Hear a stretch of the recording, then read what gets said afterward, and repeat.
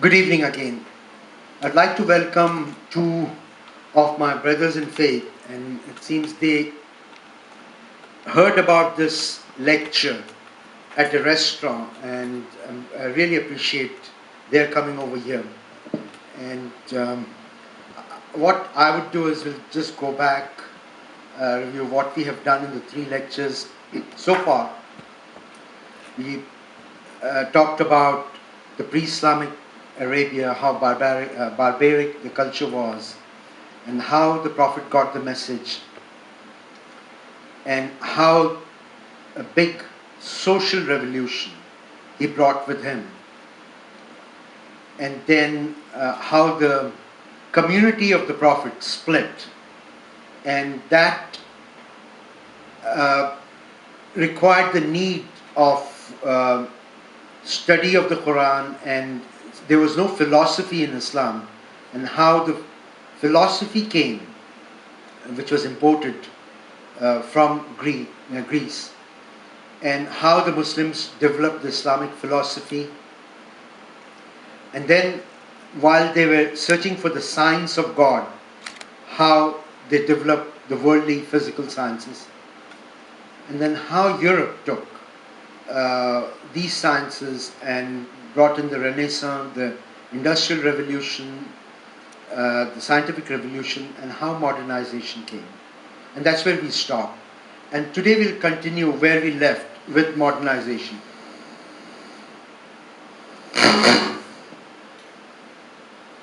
Now, historically,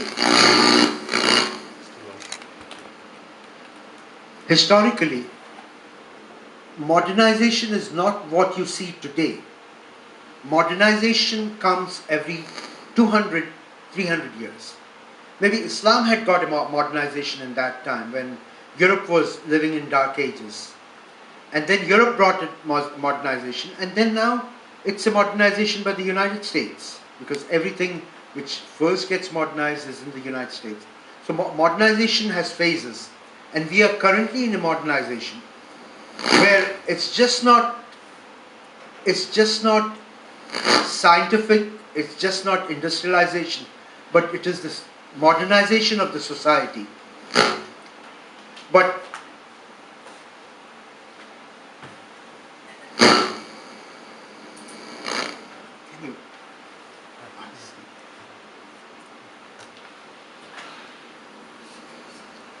be close to that. Thank you. And with this modernization, what we have, the education has been spread, people have started thinking more rationally, and intellectualism is in pace with space and time, like we discussed before. And what I felt that there are two camps in these kind of modernization. Us Americans being normal, but then there are two camps, which are optimistic camp and the pessimistic camps. Example of an optimistic camp is Iran. Now in Iran, there's a lot of education, but things have come to a standstill. They are progressing, but they have gone through a lot of things. They've gone through a revolution, they've gone through a war, they have gone through a consolidation of the society, and they have not been able to keep pace with the rest of the world. In the past, if you take the Muslim history, most of the philosophers, most of the scientists had Persian origin. And before Islam also, when the Zoroastrians ruled Iran, Persian, they were very advanced. Now, on the other hand, pessimistic camp. Saddam Hussein was a pessimistic camp, because for years he ruled Iraq, but never tried to develop Iraq. He was just concerned about his security, about enhancing his wealth. And I have been to Iraq last year a couple of times, and I'll describe it in the slides what I have seen in Iraq. Or for that matter, you see Cuba. In Cuba, Castro, he did not take Cuba towards any modernization, even though it's just a stone throw away from the United States, the most modernized country. But they were never interested in modernization. Modernization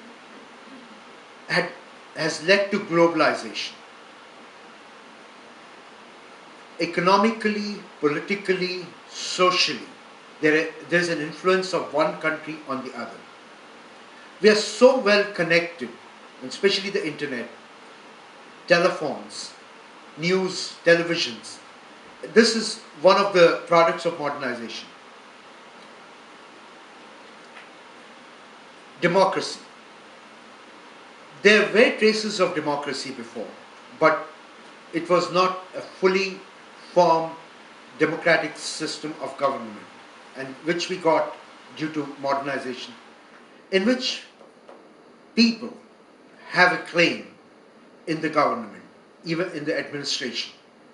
And then human rights and social justice. These are the three main basic principles of democracy.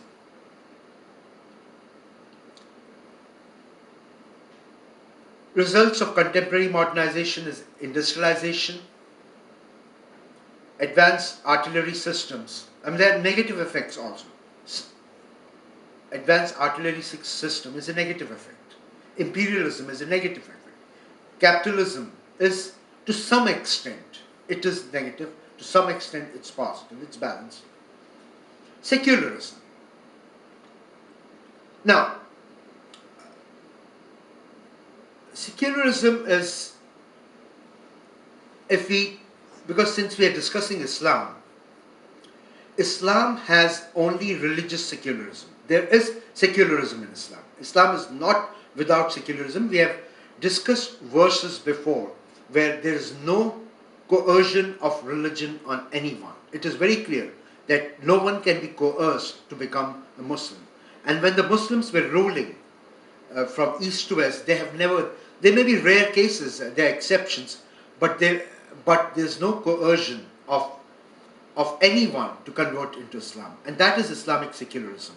Now, if we go for the regular Western secularism, there are certain principles in Islam which are forbidden. For example, alcohol. It is forbidden. Whatever secularism, if there is an Islamic government, you cannot have alcohol. Adultery. It is not permitted. Usury. It is not permitted. Interest. I cannot, if I give you $10,000 and if you're returning it to me after 1 year, I cannot charge $11,000 from you. It is totally forbidden in Islam.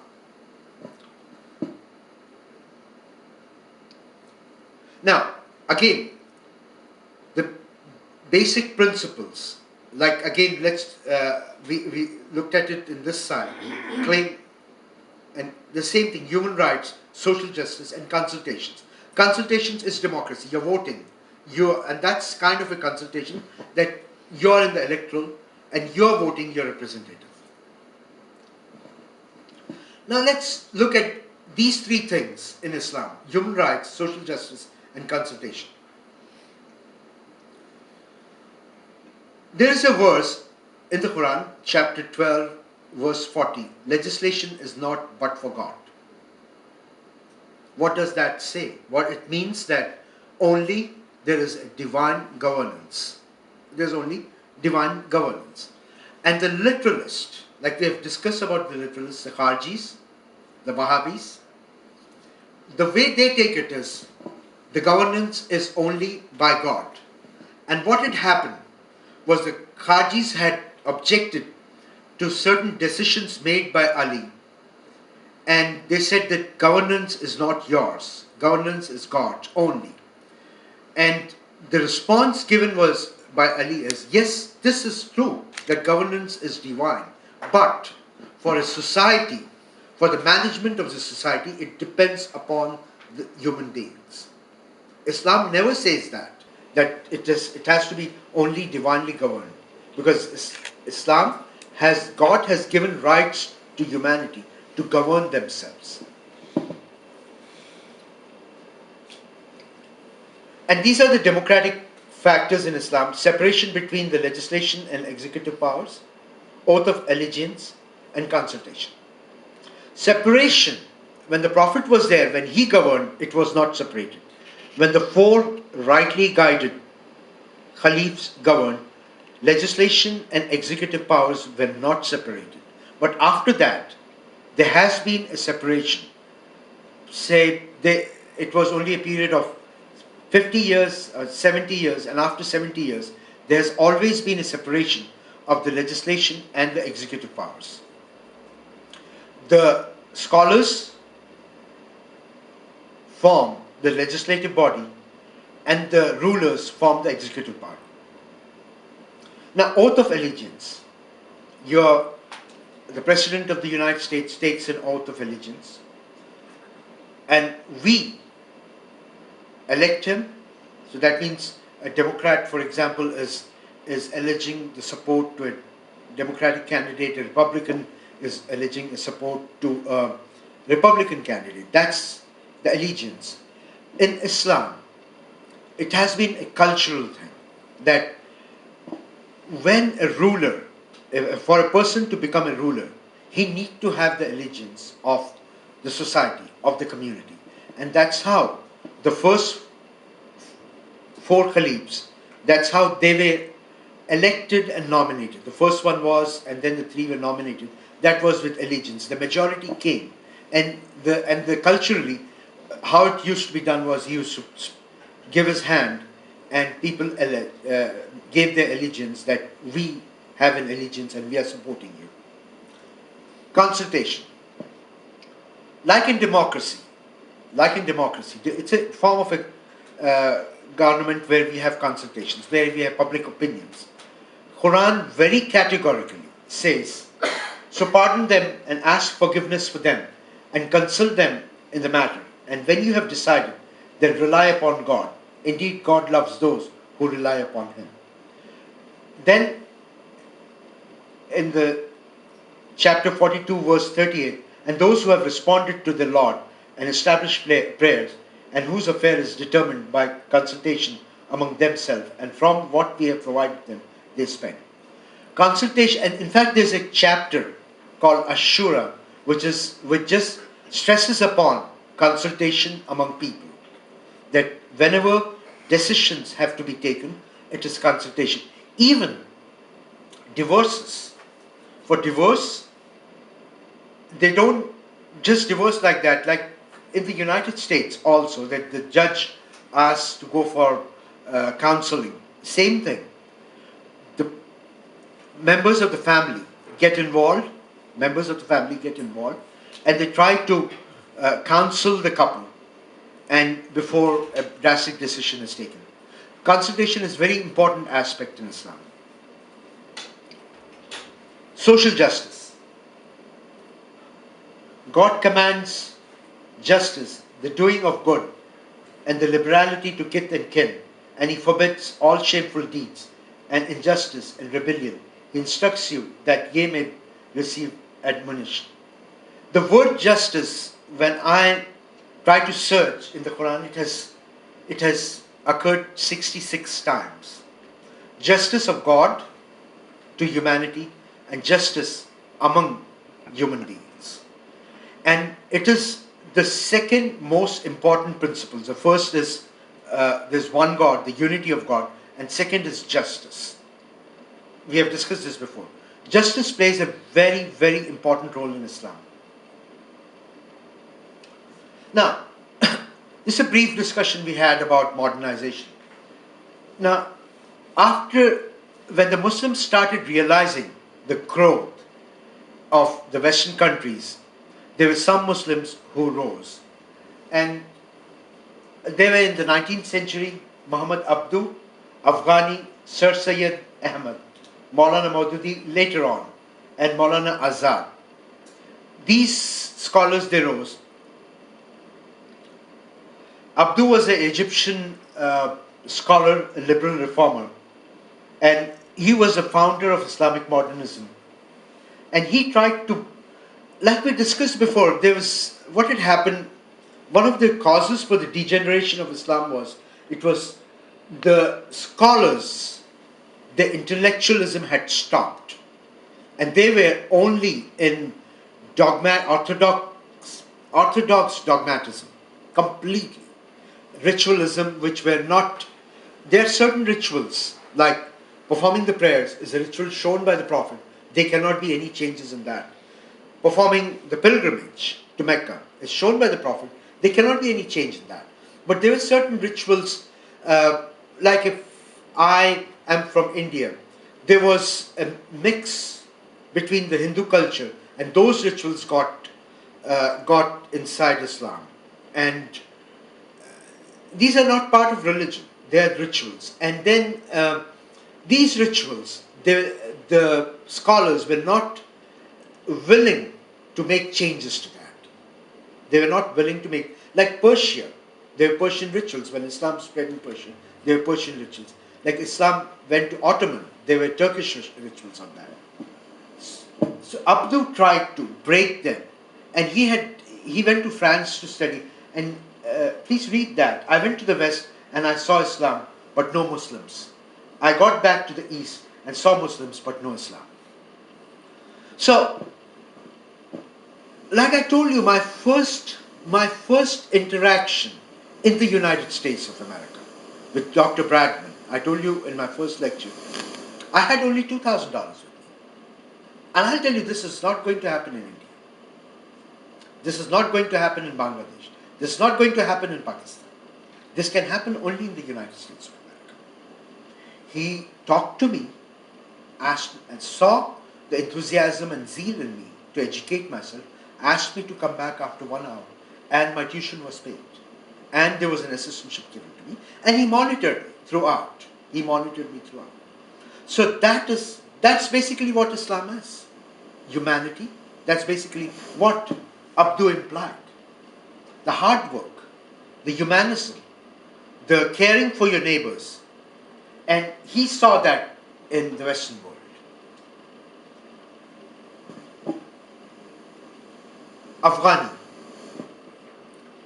Afghani was more interested in politics. What he wanted was, even though there were differences in schools of thoughts, he said yes, that those could remain, but we as Muslims should form one force. That was his message to the Muslim world. Sir Sayyid, he was a pragmatist, and he was one of the people who said that it is not mandatory for the Muslims to be bounded to the hadith of the Prophet, because the way the narrations, the chain of narrations, things could have got lost. Because there are, even now, that there is a science called Ilm-e-Rijal, where scholars still try to authenticate the narrators so that the matter is correct. And that's what he had done. And he modeled a new university, and it's still there. It's a very big university for the Muslims in India. He modeled it based upon Oxford and Cambridge universities. And he was awarded knighthood by the Queen. And what had happened was the Muslims in India started suspecting him. And they thought that he was, not only Muslims, the Hindus also. Muslims and the Hindus of the Congress Party, which has become a political party in India. The Hindus and the Muslims attached to the Congress Party, they started suspecting him that he is trying to diverge the Muslims' attention from the struggle for the independence of India. But what his goal was, to awaken the Muslims. He wanted to awaken the Muslims. The contemporary modernist. Of all the studies which I have done, I found these two scholars. Tariq Ramadan he lives in Switzerland, and Dr. Abdul Karim Sarosh lives here in the United States. In fact, he was one of, in Ayatollah Khomeini's time, he was one of a very orthodox professor at the University of Tehran, and he had fired a lot of scholars who did not align with Ayatollah's views. And we have in the United States Syed Nasr, who is ranked in the 100 most influential people by the Times Magazine for several years. And Syed Nasr is a great scholar, and he was the Queen's cultural ambassador, Queen Faraz. And what had happened was the Queen had sent her to Japan just 3 months before the revolution. He said that I would like you to go and do a course in Japan for a semester. And he had to learn Japanese language, and he had to do a course over there. And the Queen insisted that he takes his family. And he went to Japan, and the revolution took place, and he never returned to Iran. And he came to the United States. And he is a graduate of Harvard and MIT. And he came to the United States, and he's still a professor. He's more than 80 years old. He's a professor at George Washington University. And he came here, and my professor told me, who was his student, that when they were celebrating the 500 years of Mullah Sadra, President Khatami called him and asked him to come. He said, I'll provide you with the security to come over here. But he said, and he cried and he said, no, I can't come back because anyone will kill me. Tariq Ramadan, his grandfather, also was one of the modernists of the 19th century. And Tariq Ramadan has a philosophy that he wants to socially have Islam according to the European ways. Now, there are certain things in Islam which you cannot do. You cannot drink alcohol? No. Adultery? No. I mean, there are certain principles. He said, as long as the European culture is not in conflict with Islam, I'm adopting the European culture. Because I do not have Arabic culture anymore. I'm a European. I've been raised in Switzerland, and that is what I'm going to live with. And he's promoting that. As long as it doesn't conflict with Islam, that's what his culture is. Abdul Karim Sirosh, I was talking about. Now, he has come up with a philosophy, and it is a very pluralistic. What he says is, as far as metaphysics is concerned, there is no difference between any religion. You take Christianity, you take Judaism, you take Islam, there's absolutely no difference. It is only the cultural part of it. Because the Sharia has to be based upon the Quran. So he said, for a Muslim, he has to follow a Sharia. The Christian follows the Bible, whatever the rules of the Bibles are. Or if they are not following the rules of the Bible, the rules of the land. But as far as the metaphysics is concerned, it is the same metaphysics for humanity. Now, this is an interesting topic, creation, and we have got two Pakistanis sitting over here. India was divided into two countries in 1947, and then Pakistan was split into two countries, Pakistan and Bangladesh. It used to be West Pakistan and East Pakistan. The two people who had a dream for a utopia for the Muslim world started with Muhammad Iqbal, and then Muhammad Ali Jinnah, who wanted to create. Unfortunately, Iqbal died before the independence, and Jinnah died in 1948, so they couldn't do much for the country. But the enthusiasm with which that country was built, I mean, it could have been something like Japan. It should have been a very modernized country. It should have been the main supporting country for the Gulf Cooperative Council, the 6 rich oil countries. Pakistan should have given that support to them. Pakistan should have been ideal Muslim country. When Pakistan was created, Pakistan had the largest Muslim population. But what had happened is the military has been a very strong entity in Pakistan. Like here in the United States, the military is under the civil war. In India, the military is under the civil war. Pakistan is not like that because 31 years out of the 61 years of independence, it has been a military rule in Pakistan. And what had happened in 1971 is Mujibur Rahman, who belonged to the other part of Pakistan, and these two parts were culturally, they had a common religion, but they were culturally very different. Here you had Urdu speaking and Punjabi speaking people, and they were culturally different. On the other side, you had Bengali speaking people, and they're culturally different. And he won the elections. And when he won the elections, they didn't make him the Prime Minister of Pakistan. So Bangladesh revolted, and India intervened, and India got Pakistan separated into two countries. Then you had a military ruler, Ayub Khan, who was a modernist, Bhutto was a modernist, Ziaul Haq was an Islamist. Ziaul Haq had taken over after Bhutto was a very intelligent person. In fact, this is Kennedy, he was with Kennedy in the White House, and Kennedy said, if you were an American, you would have been my Secretary of State. He said, if I was an American, I would have been sitting in that seat on which you were sitting. Very smart person. And and his daughter was assassinated too, who was educated here at Harvard and Oxford or Cambridge, I don't recollect. Very smart lady, and she was assassinated a couple of years back.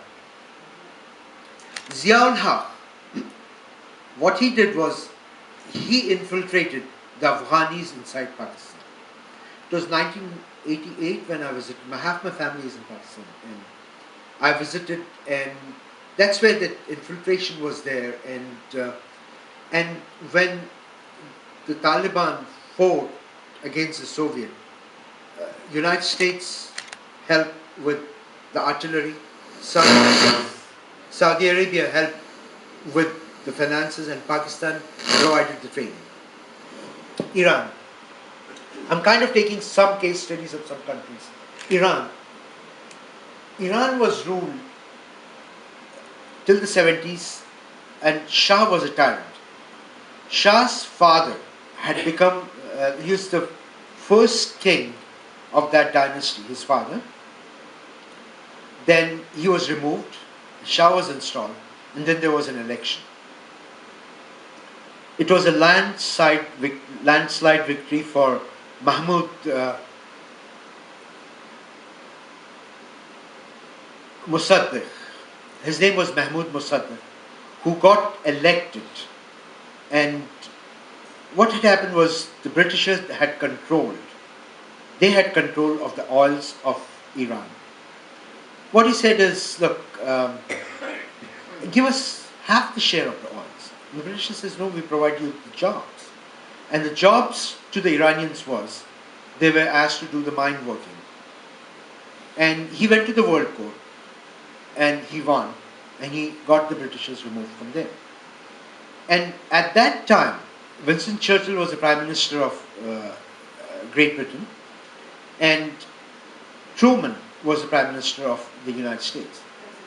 And Churchill told Truman, like, let's remove him. And Truman said, no, I'm not going to remove him because he is democratically elected.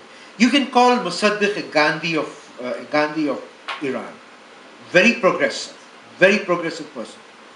And when Eisenhower came in, Churchill was able to influence, and he was removed from the rule.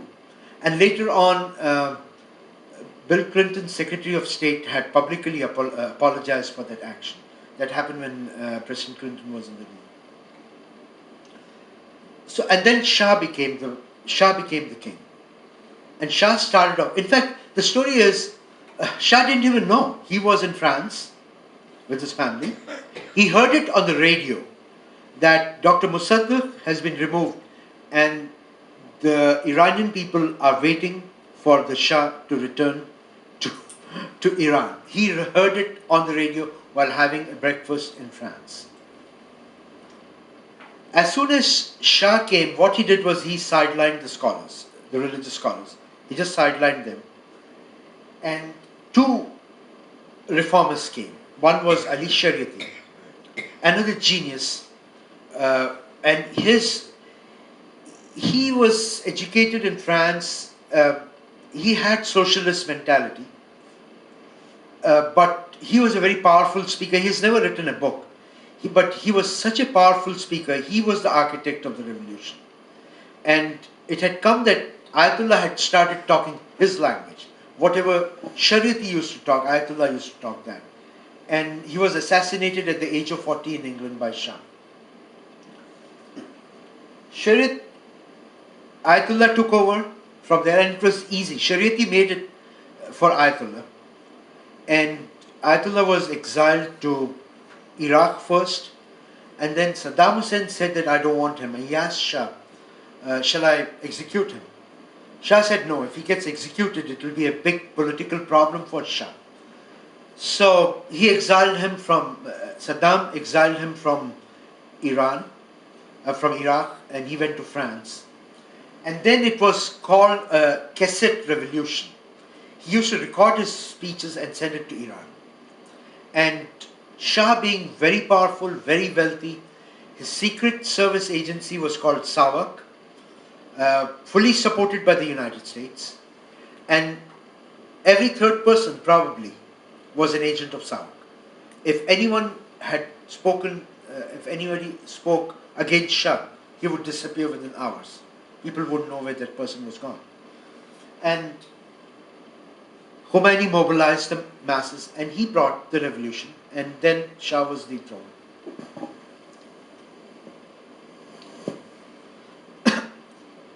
Khomeini had a very humble beginning, but he is a man of determination. And during his stay at Iraq, he developed the concept of Vilayat-e-Faqih. That means rule of the jurist. Now that's where legislation, and because Iran has a theocratic government, legislation is in the hands of the scholars, and the government is run by the elected officials. But then there are restrictions in democracy in Iran, like if someone has to contest, then that person has to be first, he has to submit the application that he's going to, and the Supreme Guardian, who is Ayatollah Khamenei now, he has to approve it, and based upon his approval, then the candidate can contest. And Khomeini was responsible for killing his opponents, who were mostly communist. The country has, I have met people, there's a small group called Mujahideen-e-Khalq who had demonstrated in front of the White House and the Capitol. They have this annual demonstration anywhere in the world. And I met people who were very religious, but they're anti-regime, the Iranian regime. And democracy is there, but democracy is only among the people selected by the Supreme Guardian. The other thing was the hostage crisis. Now, for the hostage crisis, what had happened was the Iranians remembered what was done to Dr. Mossadegh. And the students took over. They had remembered what had happened 23 years ago when the students took over. The foreign minister of Iran, his name was Yazdi. He went to Khomeini, who used to live in a place which is like the Vatican City. That's a place called Home in Iran. And he went to him, and the words he has quoted, I have read that, Khomeini's words were, "Kick them out." And Yazdi came back. He was driving back because it's a 2 hours or 3 hours drive. He was driving back from home to Tehran. By the time he reached them, he said, hold on to that. Because Ayatollah realized that that was his very political move to hold the hostages. He wanted his Vilayat-e-Faqih, the rule of the jurist.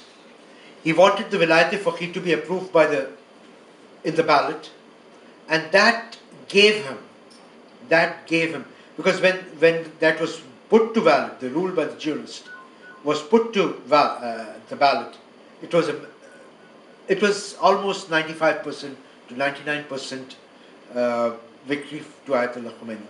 And that he used, the hostage crisis, he used it to his political gain.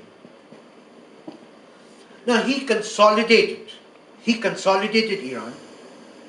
There was a time when all the Iranians had one views, and his ideologies were getting exported out of Iran.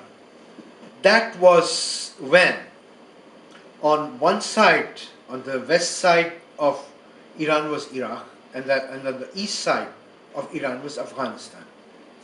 That's when Saddam attacked Iran. At Shah's time, Saddam wouldn't have dared attacking Iran. But since Iran had weakened after the revolution, Saddam attacked, and United States supported Saddam, and I'm going to show you pictures of that. United States supported Saddam.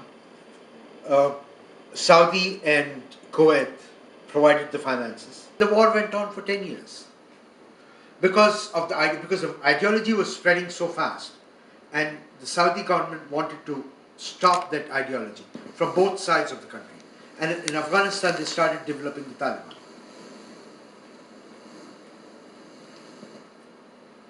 That's what we talked about. Next, Turkey. Turkey had a government till the World War I, which had the jurist, the Caliphate, and who was guided by the Islamic scholars. And these scholars, they had intellectually so weakened, like we discussed before, that these scholars never allowed a Turkish or Ottoman embassy in any of the European countries, whereas they accepted embassies from other European countries. So the other European countries had the access to the knowledge of the progress in Turkey, while Turkey did not have the access, because they said that if our Muslims go to these countries, they'll turn infidels.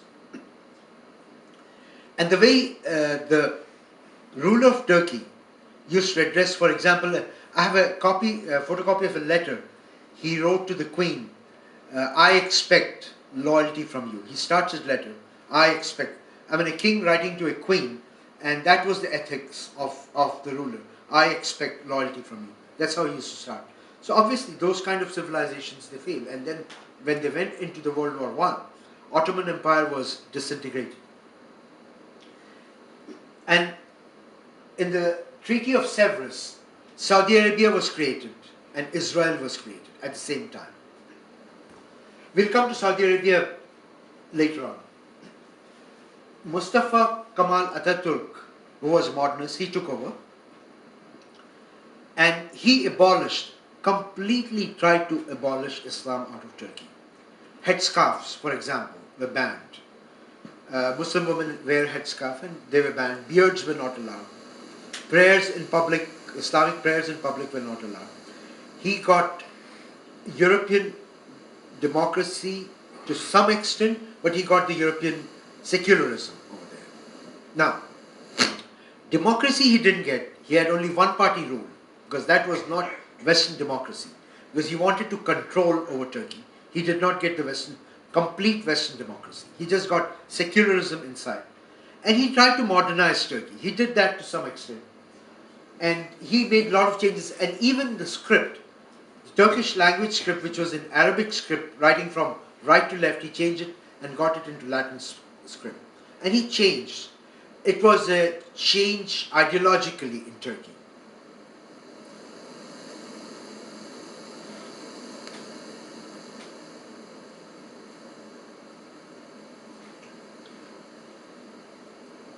Now, what happened in 2000? A party came in, the AKP, Justice and Development Party, which is an Islamic party. And if you see the statistics, 2002, 2004, 2007, 2011, the last elections, they've gone till 50%. Now they're having issues from secularists. But they've changed Turkey completely. It is an Islamic country. The bans on headscarf was removed. Bans on beards were removed. And he is promoting, it is democracy. There's a freedom of press. He has allowed protest against the government. He encourages protest against the government, which is people can show they can voice their opinions, and there were bans on collection of donations. He removed those bans because the Ataturk's party had ban on collections of donations for religious places. He removed them. There were Romans who were not treated properly because they were immigrants, Roman immigrants. He got new policies for them. The Romans are very happy, and for him to get 50%, obviously a lot of secularists have voted for him. The secularists in Turkey, they don't have anything to do with religion. For name's sake, they are Muslims, but they don't follow Islam. But because of the progress of the country, under an Islamic regime, and so this is kind of a Western democracy out there in Turkey.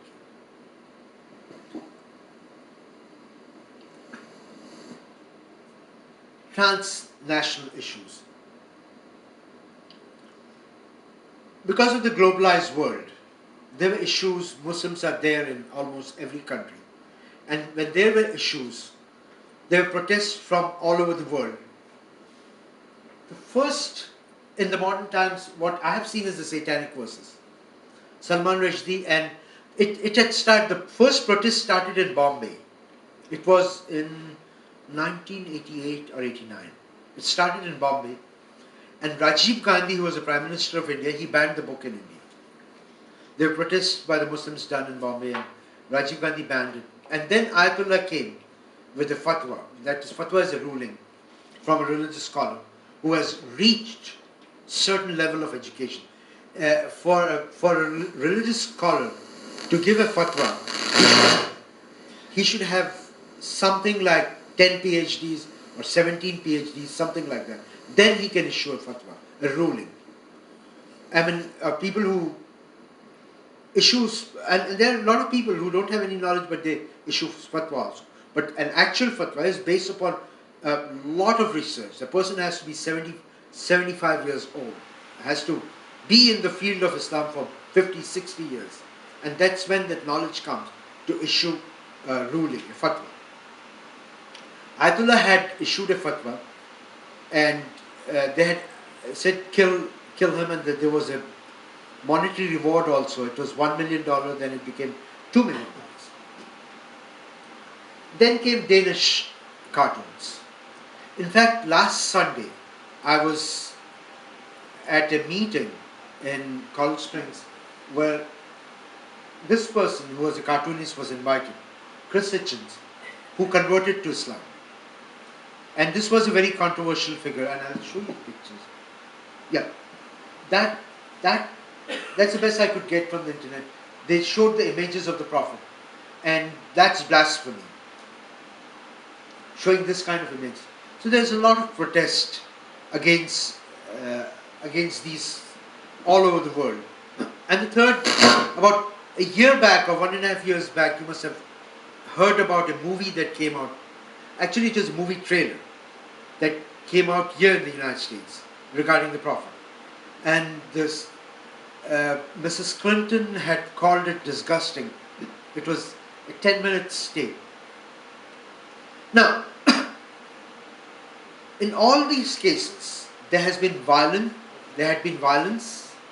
in Muslim countries. People burned buildings, people burned buses, people burned public properties. When the Prophet walked on the face of the earth, he was subject to more atrocities, more blasphemy, more assassination of character. He was called a mad person. He was ostracized. Like we discussed, they used to throw intestines on him, and they planned to kill him. He was saved by a whisker. So the Prophet had gone through all these things. What the Prophet did was gave intellectual responses. There was a person, a non-Muslim, who used to throw garbage on the Prophet. Each time he used to walk through a lane. And one day she did not throw garbage on the Prophet. So the Prophet went and inquired how is she? So she was sick. So he went to ask how she was doing. And after that, she converted into a Muslim because she said, I have thrown garbage at you for so many days. And the day which I did not throw garbage on you, you came and inquired about my health. So the response given by the Prophet was very intellectual, was very human. And the response now, because this guy Salman Rushdie, I got an opportunity to scan, just go through the book at Barnes and Noble's for about half an hour or 1 hour. It's a rubbish book. I mean, he's a rubbish third-grade author. If he had not written that book, nobody would have known him. And if the Ayatollah had not given this fatwa, nobody would have known him. In fact, he came to a conclave in India. India Today is a big magazine. And they asked him, how much do you owe to the Ayatollah? He said, I owe all my success to the Ayatollah. Because if he had not given that ruling, no one would have known him. He wouldn't have been President Clinton's guest at the White House. There was, about a couple of years back, one of the members of the mosque I go to, he came with a book. And it was a rubbish book, and he said, look, I got it from the Miami-Dade Public Library. It was written about the Prophet. And you know what? I want to write to the mayor, Miami-Dade mayor, and the council people, and the county manager. I said, no, please don't do that. Because someone will come, raise an issue, protest in front of the Miami-Dade Government Center, media will come, and that person whose book is lying somewhere in a shelf in a library would all of a sudden become very popular. So, I mean, he didn't do that, but that there was a possibility of that happening.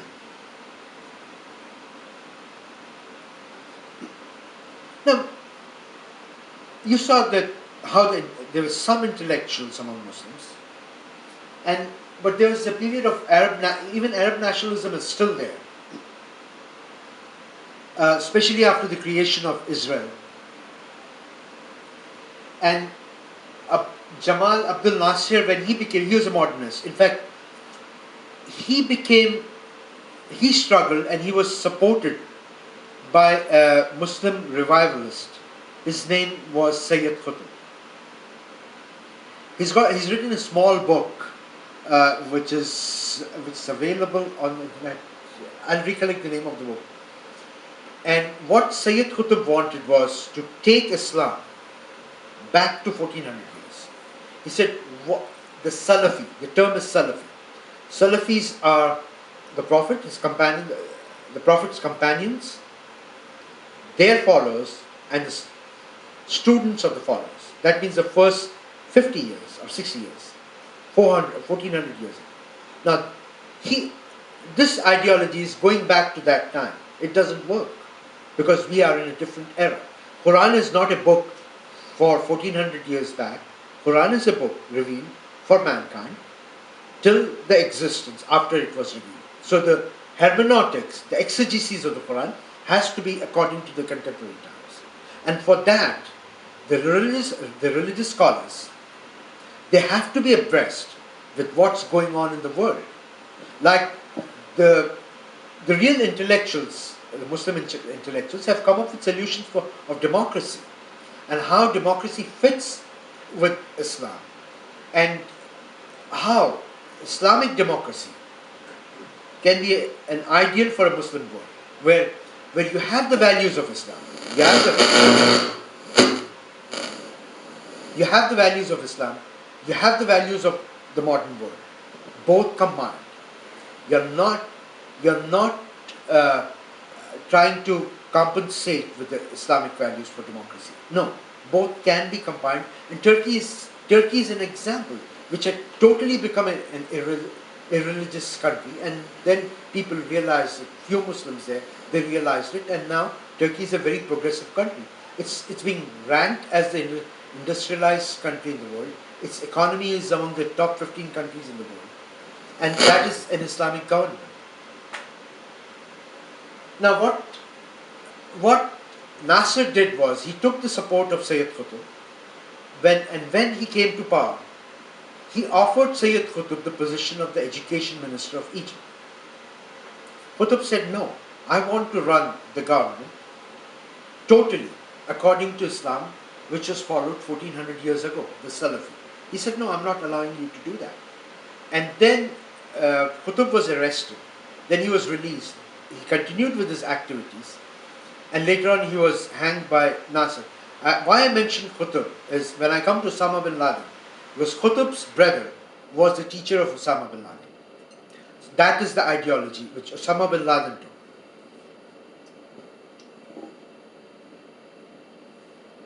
And when in 1942, 1939, Leagues of Nations, when the Arabs went there to protest against the formation of Israel, there was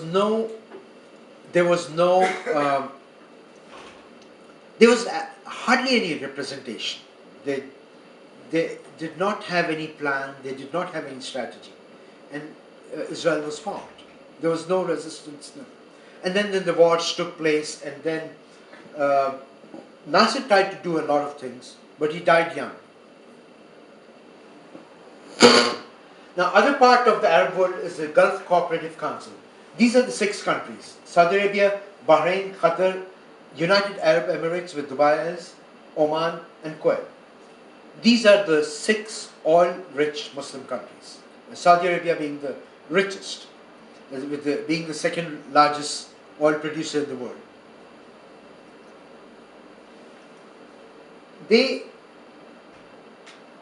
These countries are getting modernized in terms of infrastructure. Dubai has the tallest building in the world. In fact, Dubai has a building which is twice the tallest building what we have. It's 2 times the Sears Towers. And if you, I don't think it will be an understatement, and this is what I have felt when I have flown into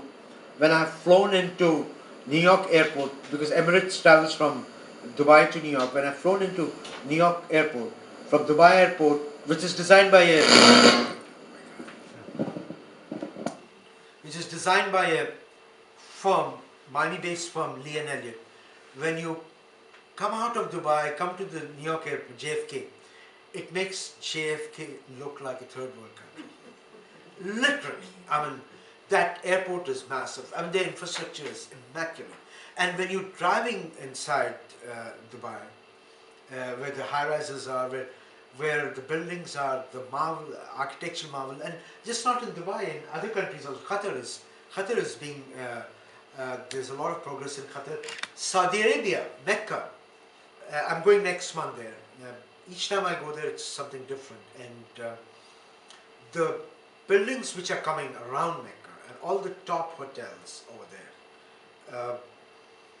So there is a lot of progress in terms of infrastructure, but there is no progress in terms of scientific and intellectual advancement, which is not significant at all when these countries have been given so much of wealth,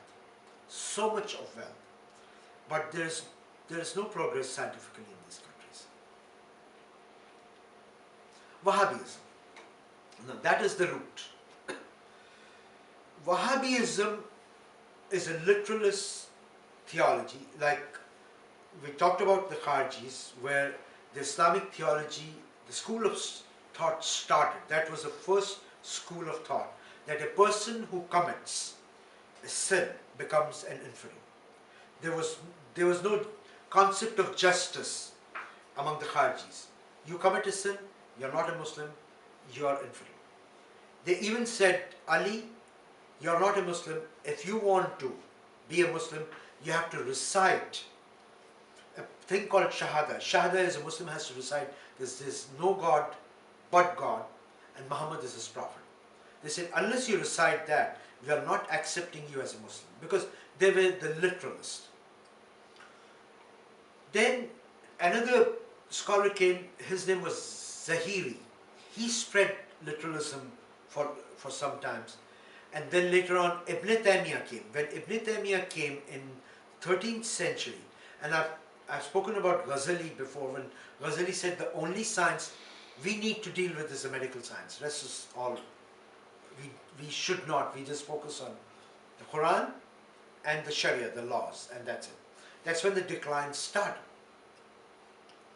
So when these literalists, and this movement started in the late 18th century, and Muhammad ibn Abdul Wahhab's, he lived in a place called Najd, and he went and declared that going to the Prophet's grave is a sin. And he was jailed and he was ostracized from that community. And even his brother has written a book about him. His brother's name is Salman ibn Abdul Wahhab. He wrote a book against his own brother, and he was ostracized from the community of Najd.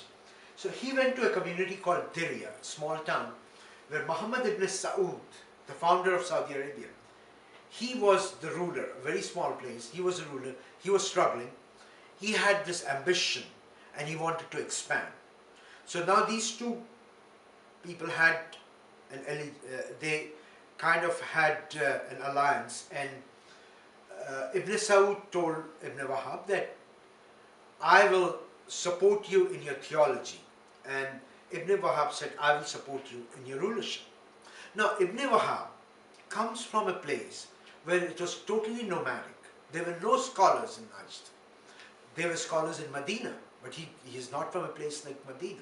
There were scholars in Egypt, but Najd is a very small town. He did not have access to knowledge. He read the Quran in a literal way, like we discussed the other verse, wherever you find the infidels, kill them. That means, okay, go and kill the infidels. That's all it is. Because Quran requires pondering. The word I've told you, pondering, reflecting, rationalizing, thinking, they have occurred 175 times in the Quran. The verse, do they not have the sense, has occurred 17 times in the Quran. Quran always, it's a dialogue between God and mankind, and it always encourages mankind to reflect, to think. It has given signs for God's existence. It has not asked you to accept God without getting the proof of God. And that's what the scientists did when they took Islam to the Golden Age. Now, having come with that background and with this political alliance, they started it, and the first thing they did, they went and took over Mecca and Medina, because those were the two holy places. They took over that. They went to a place, Karbala, where Prophet's grandson's tomb is there. They looted that place. They demolished the tomb. And then they went to Medina. They demolished the tomb of the Prophet's daughter. And they started spreading, the rule of Ibn Saud family. Then there was a person, Al-Rashid, who was the opponent in that region. He defeated them, and the Wahhabis and the Saud family, they exiled to Kuwait. At that time, we're talking of 1850, they exiled to Kuwait. And then in Kuwait, after that, they formed an alliance with the Britishers. And at the time of World War I, it was discovered that Saudi Arabia has oil. So in the Treaty of Sevres, the Britishers said, okay, because Medina was ruled by the Ottoman kingdom, and the king of Jordan, it was under the supervision of the Ottoman kingdom. Then the king of Jordan, that is the family, the true rulers of Medina, that family, they were removed, the Britishers removed them. They installed a member of the Saud family as the king. And that alliance between the Wahhabis and the Saudi families, that continued.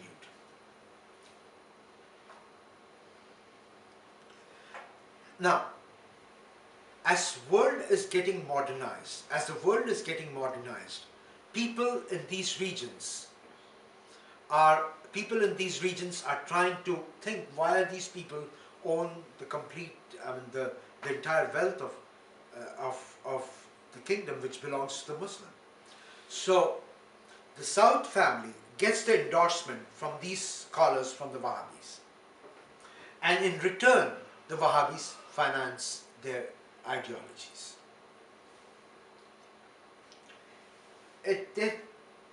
This figure, I've read it somewhere, that $100 billion per year is what the Saudi ruling family give to the Wahhabis to spread Wahhabism.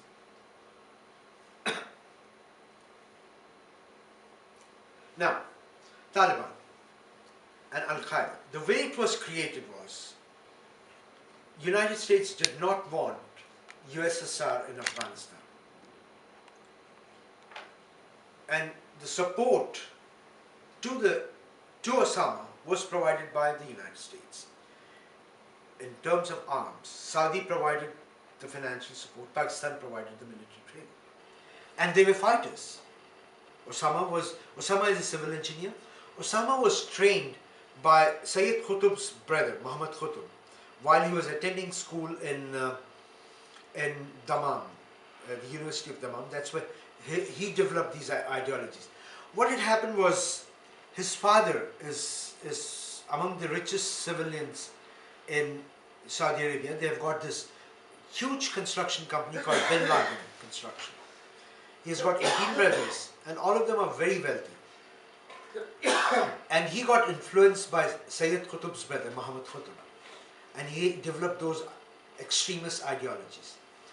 And then he went into the war with the Soviets, so he got the experience of the war, and they were able to drive the Russians out of Afghanistan. So he came back to Saudi Arabia as a hero. And then when Saddam attacked Kuwait, he had access to the rulers. He went and he said, you don't have to get United States here. I will handle it because I have the experience. I will get Saddam out of Kuwait. Now Saddam was very powerful, and he had his soldiers lying at the Saudi border also. The Saudi government did not want to take the chances, and they said no. And he said, I do not want the Americans to come to Saudi Arabia. But he was shunned by the rulers, and he had to leave. He left. He was ostracized. He was exiled. So he left Saudi Arabia. Now you see this. Our Secretary of Defense and Saddam Hussein shaking hands. And Saddam was promoted by the United States against Iran, was promoted by Kuwait and Saudi Arabia. What had happened was, there was a meeting of the Arab nations in Saudi Arabia, just 3 days before when he captured Saudi Arabia. There was a meeting, and he asked the Kuwaiti ruler to pay him back for the oil which he had stolen from Kuwait. Saddam had asked. And being arrogant, he just shunned him in public. And Hosni Mubarak, who was the president of Egypt, he went to Saddam and he said, don't do it. He said, no, I'm not going to do it. I'm not going to do it. He went. Probably he boarded the plane. He said, go, take over. Take over Kuwait. That's it. He went and took over Kuwait. And it was sudden.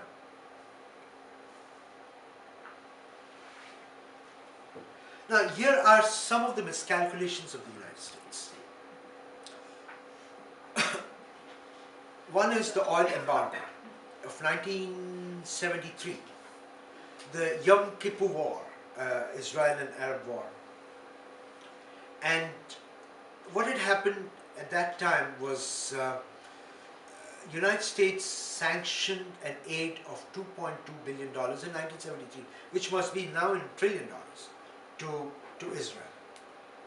And when it came out in public, and the Saudi king, Faisal, was telling the United States, don't support Israel against us. Let them return our land, what Israel has taken.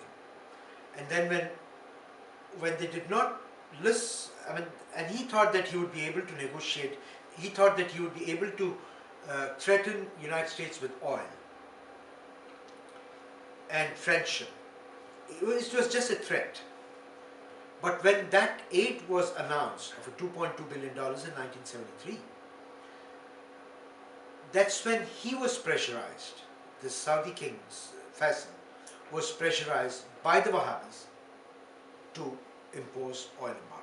So it was not a direct decision, or it was a reluctant decision of King Faisal, because King Faisal knew breaking friendship with the United States, what it could cost him. Eventually, it cost him his life.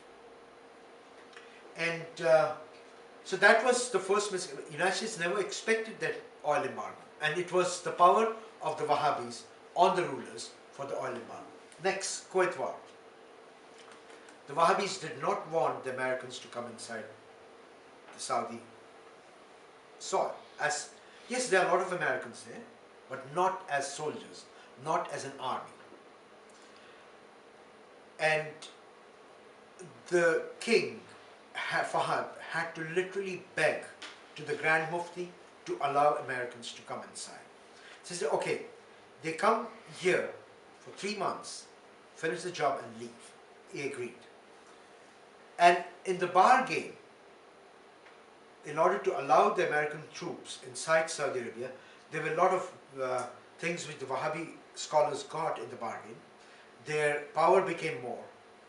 It was a monetary gain to propagate their ideologies. Then, after that, the troops stayed for 5 years. The agreement was 3 months. The troops stayed for 5 years. Because the Saudi government was scared of Saddam. He thought that he might retaliate any day. And there was no match between Saudi Arabia and Saddam's Iraq. Saddam was very powerful. He could have just gone inside, walked inside the eastern provinces of Saudi Arabia where the oil is. There's no oil in the developed places where Mecca, Medina, Riyadh, Jeddah, all these are big cities. There's no oil there. The oil is on the eastern province. Yes, there are a couple of big cities out there like Dammam, Tehran. That's where the oil is. And it was very easy for Saddam to go and capture those places. So the Saudis were reluctant to let the Americans leave their country. And again, the Wahhabi ulamas in the mosque, they started talking about the Americans, the infidels being here, and that's when the 2 bombings took place.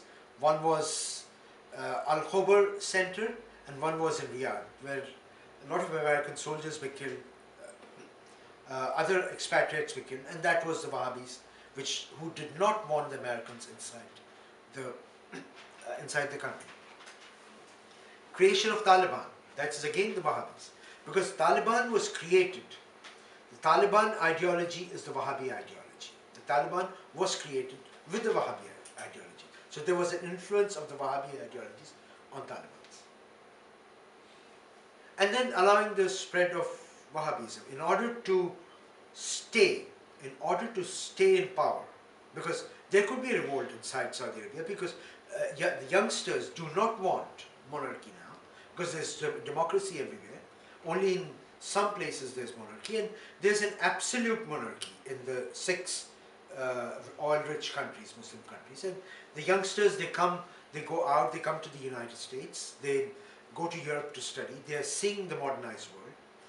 What the rulers have done is, again I repeat, that they have modernized the infrastructure. They have made it beautiful, but not modernized intellectually. Women are not allowed to drive cars in Saudi Arabia. Even though, you almost will get surprised if you listen to this one, that the women to men literacy ratio, the highest is in Saudi Arabia, number 1. It's the number 1 country in the world. Women to men literacy ratio is number 1 in Saudi Arabia. The women are much more educated in Saudi Arabia. And the university they have opened right now, it accommodates, it's a city, a women's university. It's a city, the women can drive over there, inside that city. It accommodates 20,000 women students out there in one university, and in a Muslim country, and in a very orthodox country. That was a big, the rulers want to do it. The rulers want to modernize, but the Wahhabi ulamas, they don't, the scholars don't want that. Let's read at these 2 statements, Bush and Bin Laden statements. Bin Laden said in 1996, jihad against the Jews and the Crusaders. That was the Bin Laden mentality. On September 16, 2011, President Bush says this crusade, this war on terrorism is going to take a while. Word crusade. The word crusade. 2 days later, the press secretary, he announced that President had regretted. Now, if you look at things like removal of Dr. Mossadegh, if you look at things like interference, I mean, obviously Saddam, no one likes Saddam. Saddam was a tyrant. Saddam is a tyrant. And I have been to Iraq a couple of times, and it is the 3rd largest oil producing nation in the world. There is so much of poverty. You cannot imagine. I mean, you go to the worst place in the United States, you will not find, I mean, I can compare that to the worst places in India. It's so much of poverty out there. There's so many beggars out there, begging at the street, which you hardly see here in the United States. You don't see so many beggars. I mean, there are so many. That's what Saddam had done. Saddam had suppressed that country. And he was supported by the United States in the beginning. And then the United States went inside for a war. There was no weapons of mass destruction. And there was no link between Taliban and Saddam Hussein. It was not proved. That is what creates. And it takes very easy for people like Osama bin Laden to take a normal Muslim and instigate, get hatred inside. Look, America did this. Look, Britishers did this. Australia, for example. I'll give you an example of Australia. Australia went inside the war. India was against it. India was against this war. India did not want this war. And India is a very progressing country. It's the 3rd largest economy. And in 25 years, I've seen the progress in India. It'll be among the world powers. They did not want. So what had happened was, cricket is big in Australia, in India, in Pakistan, in England, and there's a body called the International Cricket Council. Now, the Prime Minister of Australia wanted to become the President of the International Cricket Council, and India is like the richest cricket playing nation in the world.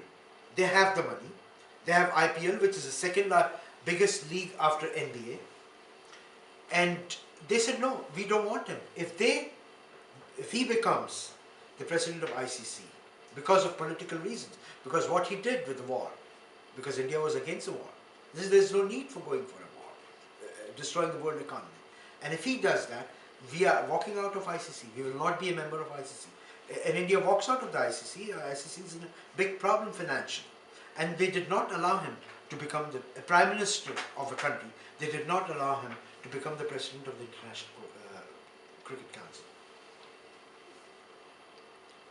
Now, let me end this.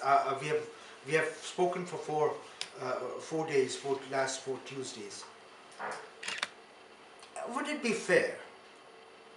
Would it be fair, because of some members of KKK, to call the entire white Christian community as terrorists? Likewise, there are very few terrorists, and it is not fair to call Islamic terrorism or Islamophobia or Muslim terrorists. I think I'd leave that on that note, and if you think about what I have said, I think my work, because I have to work a lot to prepare for this lecture, I would think I would be successful in doing that, if you think about that. Thank you so much. And I really thank all of you. I thank this library. I thank my friend Alter, who has really helped me. I thank really all of you. Thank you so much. Any questions, please?